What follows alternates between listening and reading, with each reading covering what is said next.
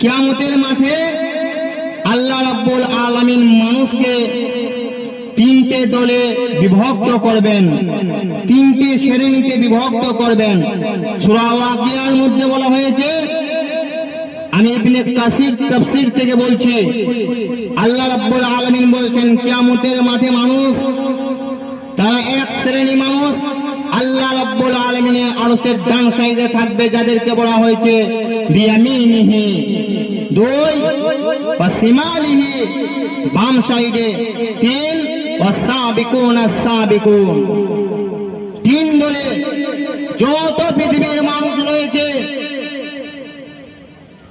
আদম আলাইহিস সালাম থেকে শুরু করে নিয়ে কিয়ামতের আগ পর্যন্ত, কিয়ামত পর্যন্ত যত মানুষ দুনিয়ার বুকে এসেছে, আসছে এবং আসবে, সমস্ত মানুষকে তিনটে দলে বিভক্ত করবেন।